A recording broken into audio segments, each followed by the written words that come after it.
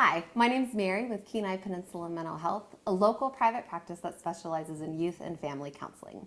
In this video today, we're going to talk a little bit about de-escalating a tantrum, or specifically helping your child move from their reactive downstairs brain into their calm, more rational upstairs brain. So here's the scenario. Your sweet little angel has lost their mind. This could look like any number of things, including but not limited to flailing about on the floor, screaming, crying, yelling, telling you they hate you, that you're the worst parent ever. There's no telling what brought it on. Maybe you gave them a heads up that bedtime was coming, or maybe you asked them to eat 2 more bites of broccoli at dinner. Either way, they're losing it. So the question is, what do you do? Tip number 1. First things first, you have to assess what part of the brain your child is in and whether or not they can even listen to you in the first place. Now, if you don't know what I'm talking about, go back and watch the first video where we flesh out specifics on the upstairs and downstairs brain. Now, if your child hasn't entirely lost their minds and isn't in full-on meltdown, act quickly because you stand a chance of reeling them back down to earth. How do you do that, you ask? Well, that is a great question, which leads us to tip number 2. Check yourself. If you're freaking out and escalated, your child is going to freak out and escalate. Now, I'm not asking anyone to be a saint here, but I am asking you to be mindful of the fact that perhaps we are always modeling behaviors for our children, whether we're thinking about it or not. So use this to your advantage. Take a deep breath. No, seriously though, take a deep breath. It's actually the heart of step number 2. I know.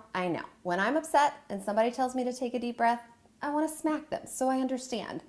But here's the thing, it actually works. And here's why. Deep breathing activates the parasympathetic nervous system in our bodies. This is the calm down system. It actually builds a type of staircase in our brain that allows us to move from our reactive downstairs brain into our more calm, rational upstairs brain. And the same is true for our kids as well. If we model deep breathing, it teaches them how to handle big emotions. Plus, just the act of deep breathing activates these handy-dandy mirror neurons, which allows them to take deep breaths as well without even knowing it. It's kind of sneaky parenting at its best. On to tip number 3. Connect and redirect. A little bit of validation goes a long way, and this is especially true with kids. Let's face it, we all just want to be heard.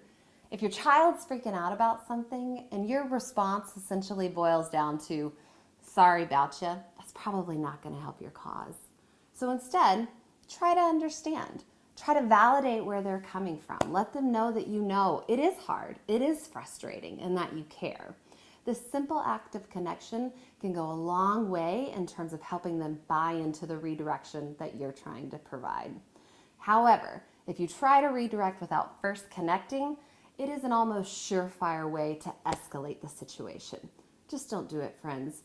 Trust me when I tell you that 2 minutes of connection is going to be worth its weight in gold when it comes to circumventing a meltdown. Remember, guys, I get that this is just a tiny snapshot of what could be a really complex issue. Not all scenarios are created the same, and not all solutions are one size fits all. If you'd like to dig in a little bit deeper with regards to how these principles might apply to you and your family, feel free to look me up on the web at www.peninsulayouthandfamilycounseling.com. I can be found on Facebook as well. Thanks for watching. I hope this video was helpful.